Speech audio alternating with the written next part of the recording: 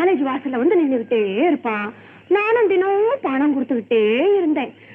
அப்புறம் ஒரு நாள் என்ன செஞ்ச தெரியுமா? உன் மேல எனக்கு அளவுக்கு மீறின ஆசை ஏற்பட்டுருச்சு. பேசக்கூடாது. நீ வித்தியாசமா நினைச்சுக்காத. ஆகாயம் அறிய பூமி அறிய உன்னை கல்யாணம் பண்ணிக்க நான் தயாரா இருக்கிறேன். இப்படி எல்லாம் பேசுறேன், எனக்கு பிடிக்கல. அப்புறம் எனக்கு கோவம் வந்துடும். உனக்கு பணம் கொடுக்க மாட்டேன், உன்னையும் பார்க்க மாட்டேன். போகலாம் இல்ல என்ன நீதானே என்ன பார்க்க மாட்டேன்? ஆமா. நான் உன்னை பார்த்தா கண்ணை கட்டியே முடிக்குவேன். கண்ணை கட்டியமா மூடிக்கிட்டா முடிஞ்சு போச்சாக்கும். நீ எனக்கு பணம் கொடுக்கறது, நீ நானும் பேசுறது ஊர்ல எத்தனை பேர் பார்த்திருக்காங்க தெரியுமா? அவங்க எல்லாம் என்ன பேசிக்கிட்டு இருக்காங்கன்னு உனக்கு தெரியுமா? என்ன பேசுறாங்க? என்ன பேசுறாங்களா? நீயும் நானும் காதலர்கள் ஜோடின்னு பேசுறாங்க சொல்றாங்க. இப்படி எல்லாம் சொன்னோம் இடிச்சு விட்டுரும். அதெல்லாம் நினைச்சுக்காத. நான் சொல்றதுக்கு நீ கட்டுப்படல, அவங்களோட சேர்ந்து நானும் பேச ஆரம்பிச்சிடுவேன். பேசா பேசி பேசி பிரச்சாரம் பண்ணி உனக்கு கல்யாணம் நடத்த விடாம செஞ்சு விடுவேன். அன்னையில இருந்து அவன் சொன்ன மாதிரியே எல்லார்கிட்டையும் சொல்லி எல்லாரையும் நம்ப வச்சு எனக்கு கல்யாணம் ஆகாமலேயே செஞ்சுட்டான். ஏங்க நான் ஒண்ணு கேக்குறேன், அவன் ஏன் என்ன பார்த்து இப்படி எல்லாம் சொல்றான்? அவன் உன்னை பார்த்து சொல்லலம்மா, உன் வெகுளித்தனத்தை நல்லா புரிஞ்சுக்கிட்டு இப்படி எல்லாம் பேசியிருக்கான். அதை இந்த பைத்தியக்கார வழக்கமும் நம்பி இருக்கு, அவ்வளவுதான். கார் ரெடி ஆச்சு, வாங்க போலாம். இல்லம்மா நீ போ, நான் இப்படியே நான் ஃப்ரெண்ட்ஸ் வீட்டுக்கு போறேன். என்ன நீங்க அப்ப அவசரமா போனோம்னு சொன்னீங்க, அப்ப நீங்க கூட என்ன தப்பா நினைச்சுக்கிட்டு இருக்கீங்க போல இருக்கு. சத்தியம் அப்படி எல்லாம் நினைக்கலம்மா, நீ போ. அட்டா அரே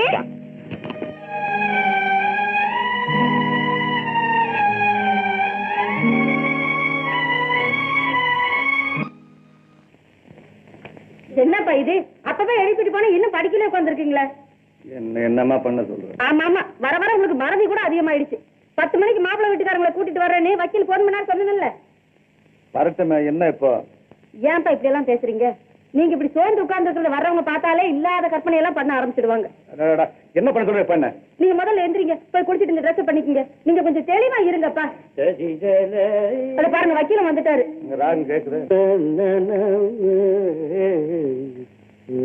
என்ன மகாதேவன் திருப்பள்ளி வச்சாலும் என்ன? நான் மாப்பிள்ளை ஆத்துக்காரெல்லாம் அழைத்துன்னு வந்து கீழே உட்கார வச்சிருக்கேன், நீர் இப்படி உட்காந்துருக்கு. அதாங்க நான் அப்பா வேறு சொல்லிட்டு இருக்கிறேன், இன்னும் அசைய மாட்டேங்கிறாரு. நீங்க கொஞ்சம் சொல்லுங்க. ஆமா, நீ அக்காவை ரெடி பண்ணிட்டியோ? 8 மணிக்கு தயார் பண்ணிட்டேங்க. சரிம்மா, நீ வந்து வாழ காப்பி கொடுத்து கவனிச்சுக்கோ. நான் இவர் ஒரு வழியா தயார் பண்ணி கூட்டு வந்துடுறேன். ஓய் எந்திரியும்.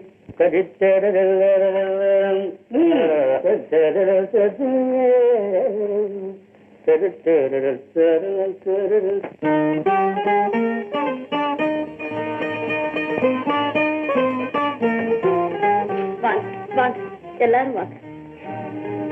அப்பா மேல இருக்காங்க, இப்ப வந்துருவாங்க. வரட்டும் வரட்டும் வரட்டும், மெதுவா வரட்டும்.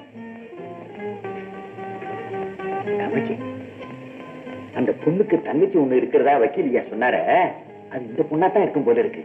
ஆமாங்க, அப்படிதான் இருக்கு. பொண்ணு சின்னவளா இருந்தாலும் அடக்க வடக்கமா ரொம்ப மரியாதையா இருக்கா இல்ல?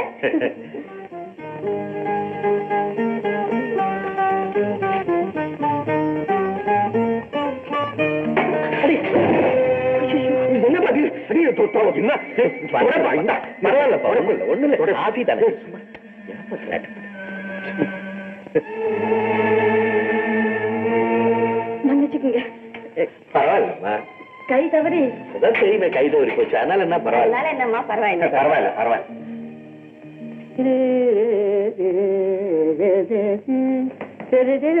ஓய் என்னையா மறுபடியும் போர்வை எடுத்துட்டு எந்திரிக்கணும். நான் வந்து என்ன சார் ஆக போகுது? நீங்களே ஏதாவது பேச முடியுங்களா? நீங்க வந்து அந்த மாப்பிளை பாருங்களேன், அவர் முகத்தை கொஞ்சம் பாருங்களேன். என்னமா அப்படி எவ்வளவு பொறுமையா இருக்கா தெரியுமாப்பா? கை தவிர அவர் மேல ஒருத்தவங்க காப்பி அப்படியே கொட்டிட்டேங்க. கொஞ்சமாவது முகத்தை சொல்லிக்கணுமே. பரவாயில்லம்மா, அதனால என்ன, கை தவறு தானே பட்டுருச்சு, பரவாயில்லம்மா அப்படின்னு எவ்வளவு பொறுமையா பேசுவார் தெரியுமாப்பா? எனக்கு என்னமோ இந்த கல்யாணம் நடந்துட்டதாகவே தோணுது. ஆமா, இதை விட நிச்சயமானதெல்லாம் கடைசி நிமிஷம் இல்லைன்னு ஆயிடுது. நீ போய் அக்கா அழைச்சிட்டு போய் எந்திரியும். நம்பிக்கை தான் என் வாழ்க்கை. எந்திரியும். பாருங்க சார், என்ன பொறுத்தவரலாம் இது நடக்காதுங்கிற முடிவு தான் நான் வரேன். ஏன் அப்படி? இதுவும் இல்லைன்னு ஆயிடுது, அப்புறம் இந்த உலகத்தில் நானும் இல்லைன்னு ஆயிடுது. போய் ஒரு சொல்ல தள்ளியே பேசுறீரே, அவளையுமா பேசாதே. வரும் கொஞ்சம் வரேன். போய் எங்க போய்.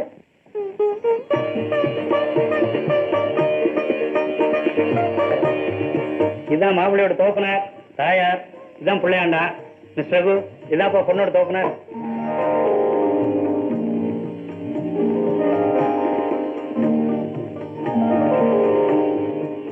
உட்காருப்பா உட்கார்.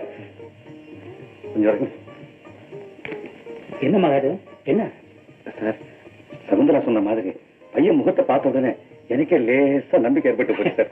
நடக்காதுன்னு நான் இதுல தலையிட வேணும். ஆண்டவன் பேர்ல பாரத்தை போட்டு போய் பொண்ணு அழைச்சினோம். சகுந்தலா எல்லாம் ரெடியாமா? கொஞ்சமா கோகிலா, மாப்பிள்ள ரொம்ப அழகா இருக்காரு, படிச்சவரு, நாகரீகமா இருக்கணும் சார். எனக்கு ரொம்ப பிடிச்சு வச்சுமா.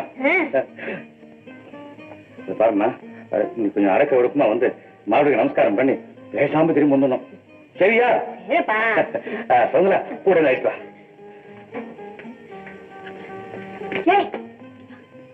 அப்பா சொன்னதெல்லாம் நல்ல மனசுல பதிஞ்சுதா? ஒழுங்கா நடந்துக்குவீ இல்ல? அங்க வந்து ஏதாவது கிறுக்குத்தனமா அப்படி இப்படின்னு பண்ணு உன்னை அப்படியே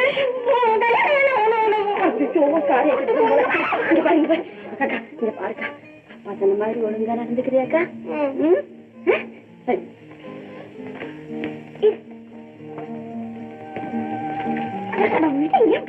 எனக்கு நடக்க தெரியாதா? நீ பின்னாடி வராதா? சரி, நான் வரல. நான் சொன்ன மாதிரி கொஞ்சம் அடப்பிடிக்குமா நடந்துக்கிறியாக்கா? தலை குமிஞ்சு போல மெதுவா போக்கா.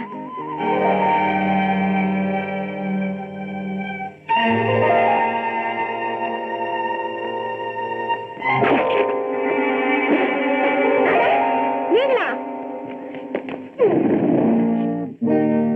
அது சரி, நேற்றுக்கு உங்க நண்பரை சந்திச்சிட்டீங்களா? அப்புறம் எப்படி போய் சேர்ந்தீங்க? நான் அப்படியே ரோட்ல நடந்து போய். அம்மா, நேற்றுக்கு அவ்வளவு நேரம் என்கிட்ட பேசிட்டு இருந்தீங்களே, நீங்க வரப்போதான் சொல்லவே இல்லையே. எனக்கு தெரியாது. நானு இது போய். சரி, போட்டோம். இவங்க அவங்க அப்பா அம்மாவா? ஆமா. நமஸ்காரம். நல்லா இருக்காங்க. காபி கொண்டப்பமா? இல்லைங்க, ஏற்கனவே ஆச்சு.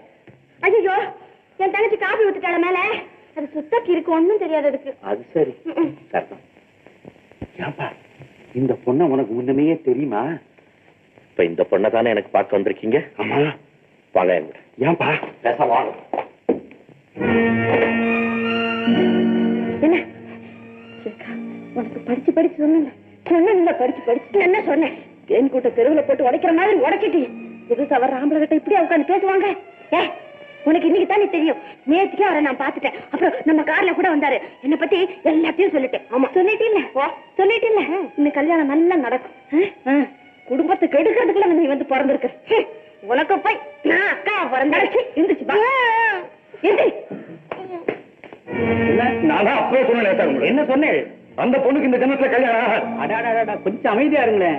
அவ என்ன அபிப்பிராயத்தையே சொல்லல. அபிப்பிராயத்தை வேற சொல்லணுமா? அவன் எழுந்திட்டு போற வேகத்திலேயே புரியல உங்களுக்கு. கொஞ்சம் பொறுமையா இருக்கும் மகாதேவன்.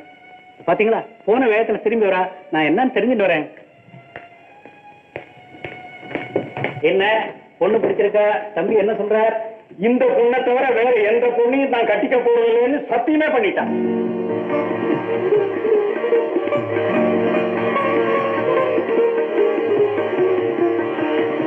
என்ன மகாதேவன்? என்னால நம்பவே முடியலையே சார். நம்புங்க, நிச்சயமா இந்த கல்யாணம் நடக்க போறது. அப்படின்னா நம்ம குடும்பத்து நிலைமை என்ன? அந்த பொண்ணு பேர்ல என்ன பழி சொல்லிருக்கு நாமளே சொல்லிட்டு அதுக்கப்புறம் கரெக்ட். வாங்க கேட்போம். உட்காருங்க. நான் உட்கார இருக்கட்டும். மாப்பிள்ளை வீட்டு பொண்ணு வீட்டுக்கு 2 வீட்டுக்கு வேண்டியவன். காரியம் நடக்கணும். பாருங்க, பேசுங்க. இத பாருங்க, என் பொண்ணை பத்தி இந்த ஊர்ல ஒரு மாதிரியா பேசுவாங்க. அதை பத்தி உங்க பொண்ணை என்கிட்ட விபரமா சொல்லிட்டாங்க. அதுக்கு இல்லைங்க, நான் சொல்லுவது என்னன்னா, இந்த ஊர்ல பேசுறது அத்தனையும் அநியாயம், அக்கம். அதை பத்தி எனக்கு ஒண்ணும் கவலை இல்லைங்க. இந்த உலகம் என்னங்கிறது எனக்கு தெரியும். என் தங்கையை போல ஒரு பெண்ணை என் நண்பனுக்கு கல்யாணம் செய்து வச்சேன். என்னை பத்தி அந்த பெண்ணை பத்தியுமே இந்த பழி சுமக்கிறதுனால எவ்வளவு வேதனைங்கிறது எனக்கு நல்லா புரியுங்க. இப்ப நீங்க இந்த பெண்ணுக்கு தகப்பனா தானே, நீங்களே அந்த பெண்ணை பத்தி தப்பா சொல்லுங்க, நான் நம்ப மாட்டேன். அதோட வக்கீல் சார், ஒரு சின்ன சமாச்சாரம் இல்ல, தாராளமா பேசிடுவோம். எனக்கு ஒரு நண்பன் இருக்கான். என்ன மாதிரி தான் அவனு வச்சுக்கோங்களேன். அவன் எதை செய்தாலும் என்ன கேட்காம செய்ய மாட்டான். நானும் அப்படித்தான். அதான் நட்பு கழகு. பொண்ணோட போட்டோ ஒண்ணு கொடுத்தீங்கன்னா நான் அதை அவனுக்கு அனுப்பிச்சு வச்சு அவனுடைய அபிப்பிராயத்தையும் தெரிஞ்சுக்குவேன். அவன் ஒன்றும் மறுக்க போறது இல்லை. என் விருப்பம் என்னவோ அதுதான் அவனுக்கு விருப்பம். இருந்தாலும் என்னுடைய ஆத்ம திருப்திக்காக தாராளமா செய்வோம். மிஸ்டர் மகாதேவன், ஒரு போட்டோ ஒண்ணு கொடுக்க சொல்லுங்க. சகுந்தலா, கொடுங்க. என்ன எல்லாம் திருப்திதானே? என்ன மாப்பிள்ளையோட கோப்பனார் ஒண்ணுமே பேசாம இருக்கு. நாங்க என்ன பேசுறது? எங்க பையனுக்கு எது திருப்தியோ அதுதான் எங்களுக்கும் திருப்தி. எல்லாம் அமக்களமா போச்சப்போ. அப்போ இல்லை. சரி என்னமா சரி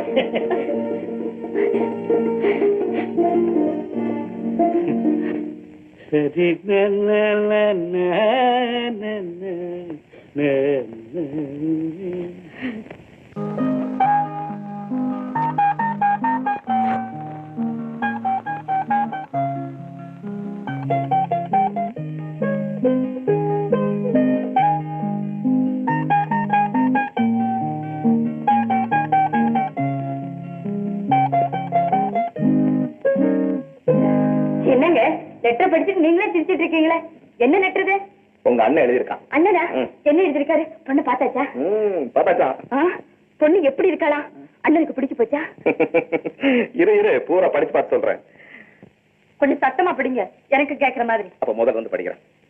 வந்த மறுநாளே தாய் தந்தையர் ஏற்கனவே ஏற்பாடு செய்திருந்த பெண்ணை என்னை அழைத்துக் கொண்டு போய் காட்டினார்கள். படிங்க. பெண்ணின் குடும்பம் பெரும் பணக்கார குடும்பம். ஆனால் அவர்களுக்கு பணத்தின் மீது இருக்கும் பற்றுதலை விட பண்பின் மீது அதிக பற்றுதல் இருப்பதாக எனக்கு தோன்றுகிறது. சரி, ஒரு பொருளின் மீது எனக்கு ஏற்படும் பற்றுதலை விட உன் மீது நான் வைத்திருக்கும் பற்றுதல் அதிகம் என்பதை நீ உணர்ந்திருப்பாய் என்ற நம்பிக்கையோடு படிக்கிறேன் என்ற நம்பிக்கையோடு உன்னிடம் நேரில் சொல்லி வந்தபடி பெண்ணின் புகைப்படத்தை இத்துடன் அனுப்பி இருக்கிறேன். என்ன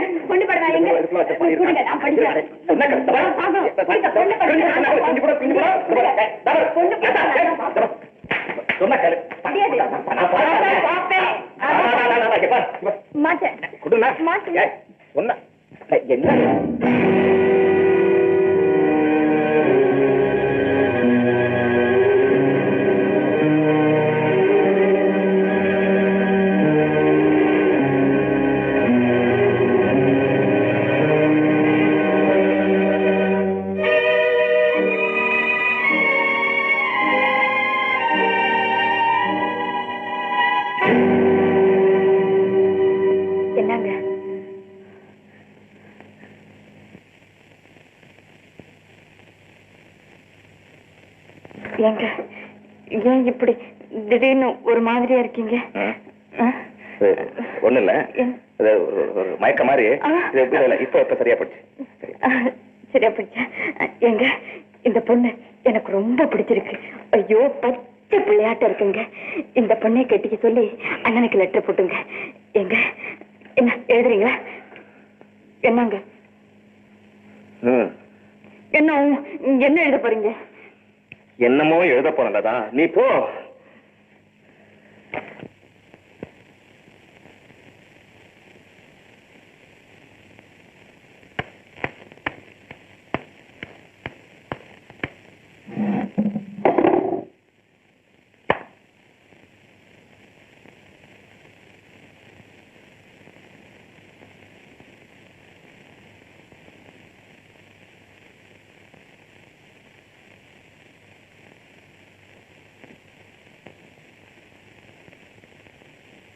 பார்த்துட்டு வந்து ஒரு வாரத்துக்கு மேல ஆகுது. ஆனா ஒரு பதிலும் சொல்லாத ஊர் சுத்திக்கிட்டு இருக்கான். அவங்க நம்ம பத்தி என்ன நினைப்பாங்க? யார் நம்மளை பத்தி என்ன நினைப்பா? ஏண்டா ஏய்யா பொண்ணு வீட்டுக்காரங்களுக்கு என்ன முடிவை சொல்றதுன்னு? அப்பா, முடிவு சொல்ல வேண்டிய பொறுப்பை என் நண்பன் ரவி கிட்ட விட்டுருக்கேன். போட்டோவை அனுப்பிச்சிருக்கேன். அவன் லெட்டர் வர்ற வரைக்கும் தயவு செஞ்சு எல்லாரும் கொஞ்சம் பொறுமையா இருங்க. இருடா. ஏண்டா இந்த பொண்ணு வேண்டான்னு எழுதுனான்னு வச்சுக்கோ, நீ என்னடா பண்ணுவ? நீ அம்மா தானே? ஆமா. உன்னை விட என்னை பத்தி அவனுக்கு கொஞ்சம் அதிகமாவே தெரியும். என் மனசுக்கு விரோதமா அவன் எழுதவே மாட்டான். நான் தான் அவன். சொன்னேன்ல அவன் தான் எழுதியிருக்கான். போய் பாருடா. அம்மா அவன் தான் எழுதியிருக்கான். சீக்கிரம் படிக்க.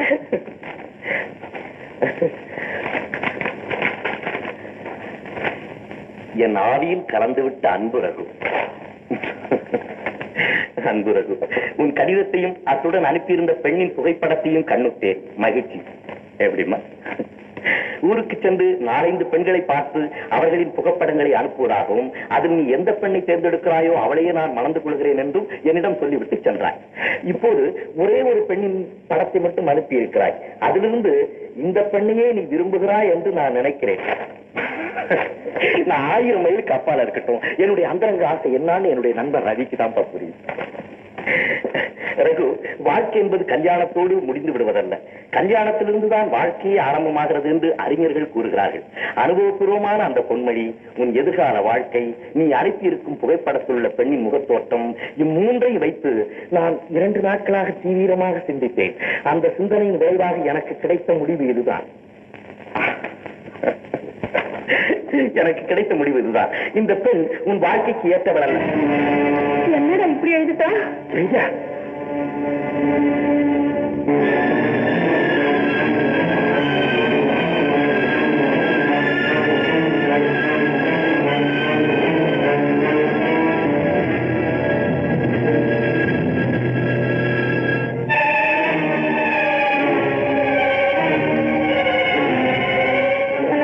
கல்யாணம் பண்ணிக்க மாட்டேங்கிறாங்களே.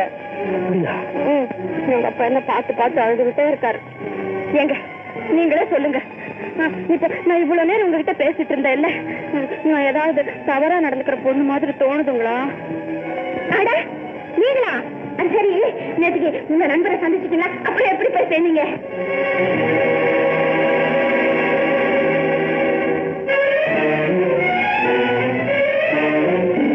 இந்த பெண் உன் வாழ்க்கைக்கு ஏற்றவள் அல்ல.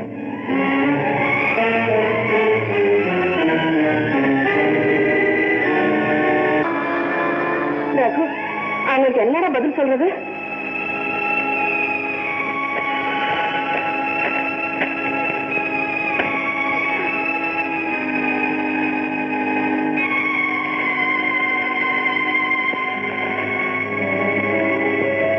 இது பாதி நல்லா இருக்குப்பா. மொத்தத்தையும் பார்ப்போம். இது நல்லா இருக்குப்பா, குத்துவளுக்கு நல்லா இருக்குப்பா. பாப்போம். பாப்பா இது நல்லா இருக்குப்பா. இது ஹேண்ட் பேக் மாதிரி நல்லா இருக்கு பாட்டு. இருட்டுமா பாப்போம். அப்ப இது நல்லா இருக்குப்பா. அவ்வளவுதான், இதுக்கு மேல எடுக்க கூடாது. ஆம்பளை இருக்கிற இடத்துல அவரு, பொம்பளை இருக்கிற இடத்துல நான். பாப்பா போட்டோப்பா. சீப்பா இருக்குமா? இல்லப்பா, போட்டோ போட்டிருக்கேப்பா. ஒண்ணும் இல்லம்மா, உங்க அக்கா கல்யாணத்துக்கு பத்திரிகை போடலாம்னு பேச சொல்லிருந்தா அவங்க ஆல்பத்தே கூட்டு வந்துட்டாங்க. பாரு ஏதாவது புரியுதா பாரு. பாருங்களா, இது நல்லா இல்ல, இந்த போட்டோ எடுக்கிறது நல்லா இல்ல. இத பாருமா, கல்யாண பத்திரிகையில இருந்து வர்றவங்க சாப்பிட்டு கை கழுவுற வரைக்கும் ஒவ்வொரு ஐட்டத்தையும் பார்த்து மூக்கு மேல விரல வைக்கும். அப்படி நிறுத்த போறேன். பாரு ஏதாவது ஐட்டம் பிடிக்கிறா பாரு. இதுல ஒண்ணுமே எனக்கு பிடிக்கலப்பா. முன்னொரு நாள் யாரும் நம்ம வீட்டு கல்யாண பத்திரிகை அனுப்பிச்சிருந்தாங்க. அந்த டிசைன் ரொம்ப நல்லா கல்யாணத்தை வச்சு போக வேண்டாம். இருமா, கொண்டு போக எங்க வச்சிருப்பா.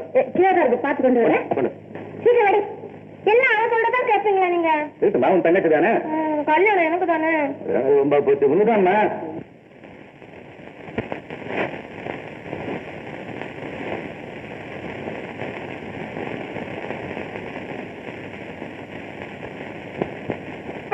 வாங்க வாங்க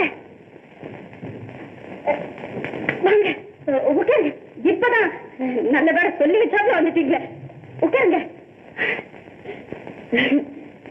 அப்பாவும் நானும் உங்க கல்யாணத்துக்கு பத்திரிக்கை அடிக்க இப்பதான் நல்ல டிசைனை பொறுக்க எடுத்துக்கிட்டு இருந்தோம். எங்க அப்பாவோட நினைப்பெல்லாம் உங்க கல்யாணத்தை பத்தி தாங்க. அவருடைய பேச்செல்லாம் உங்க கல்யாணத்தை எப்படி எல்லாம் சிறப்பா நடத்தலாங்கிறத பத்தி தான். எங்கிட்ட பேசும்போது கூட உங்க அக்கா ரொம்ப கொடுத்து வச்சோமா, அதனாலதான் இப்படி தங்கமான மாப்பிள்ள வந்திருக்காருன்னு சொல்லி சொல்லி சொல்லி பூரிச்சு போறாருங்க. அவர் இப்ப எப்படி இருக்காரு தெரியுமா? முன்னையெல்லாம் ஒரு பிடி சாதம் கூட சரியா சாப்பிட மாட்டாருங்க. நீங்க வந்துட்டு போனதுக்கு அப்புறம் அவர் நிறைய சாப்பிடுறாரு, நல்லா தூங்குறாரு, நிம்மதியா இருக்கிறாரு. டாக்டர் கூட அவரை பார்த்து ஆச்சரியப்படாருன்னா பாத்துக்கீங்களேன். கொஞ்சம் கொஞ்சமா போயிட்டு இருந்த அவர் உயிரை பிடிச்சு நிறுத்தின பெருமையெல்லாம் உங்களுக்கு தாங்க சேரும். இருங்க, அப்பா கூப்பிட்டு வந்துடுறேன்.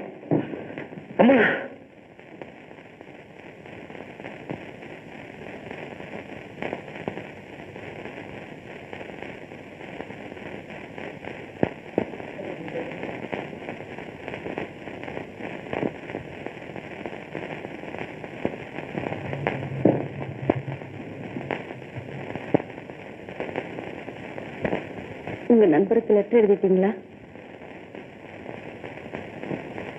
பதில் வந்துடுச்சேன்னு நினைக்கிறேன். என்ன எழுதியிருக்காரு?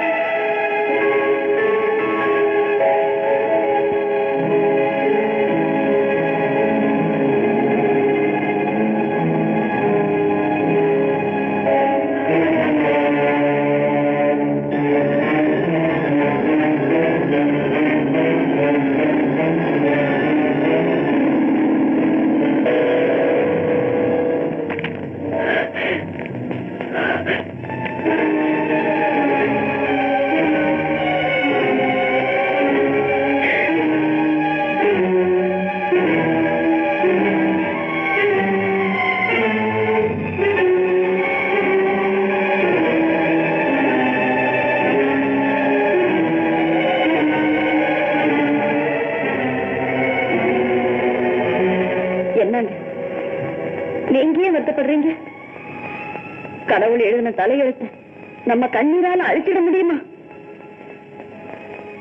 அவளுக்கு தலையெழுத்து அவ்வளவுதான். இந்த விஷயத்தை நீங்களே நேர்ல வந்து சொன்னதுக்காக நான் ரொம்ப நன்றி செலுத்துறேங்க. அது போக நீங்க ஒரு முக்கியமான உதவி செய்வீங்க. எங்க அப்பாவோட உயிரை நீங்க காப்பாத்து. அது முடியும். என்னுடைய நண்பன் நீங்க எங்க அக்காவை கல்யாணம் செய்துகிட்டு அவரை காப்பாத்துங்கன்னு சொல்லல. நீங்க அவளை கல்யாணம் செய்துகிட்டீங்கன்னா அவ ஒருத்திக்குத்தான் வாழ்வு கிடைக்கும். ஆனா நீங்க அவளை கல்யாணம் செய்துக்க போறதில்லைங்கிற செய்தியை கொஞ்ச நாளைக்கு மறைச்சு வச்சிருந்தீங்கன்னா எங்க 3 பேருக்குமே உயிர் நிலைக்குங்க. என்ன இனிமே எங்க அப்பாவால இந்த அதிர்ச்சியை தாங்கவே முடியாதுங்க. தாங்கவே முடியாது. இல்லைங்க, நான் சொல்றேன்.